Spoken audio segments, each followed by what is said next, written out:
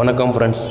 நம்ம இன்றைக்கி கும்பாபிஷேகத்துக்கு வந்திருக்கிறோம். அம்மன் கோயிலுக்கு, ஸ்ரீ நாகமுத்துமாரி அம்மன் கோயில். இதுதான் நம்ம என்ட்ரன்ஸு. பாருங்க அம்மன் நம்ம காலையிலே வந்தாச்சு. அம்மனை இப்போ க்ளோஸில் கட்டுறோம் பாருங்க. இப்போ வந்து பார்த்திங்கன்னா அம்மனுக்கு மேலே அந்த ஏகம் பண்ணாங்க இல்லையா, அந்த 3 கலசம், மேலே 2, கீழே அம்மனுக்கு ஒரு கருவறைக்கு அவங்களுக்கு கலசம்.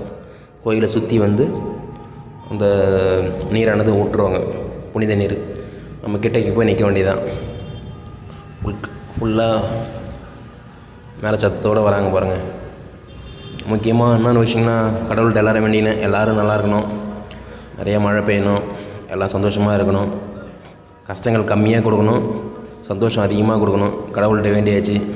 பார்க்க இந்த வருஷம் எப்படி போகுதுன்னு பார்க்குறோம்.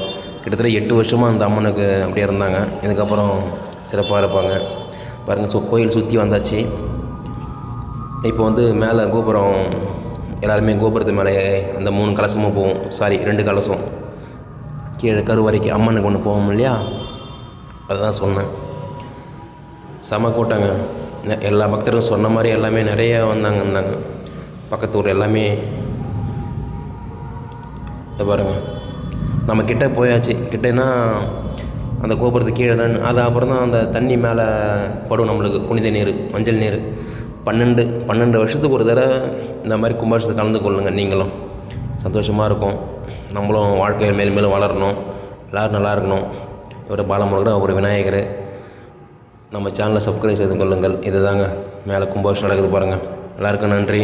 அன்னதானம் போட்டாங்க, சூப்பராக இருந்தது. எல்லாருக்கும் நான் வாங்கி கொடுத்து நானும் சாப்பிட்டு வந்துட்டேங்க கடைசியாக. பாய். நன்றிங்க. நன்றி.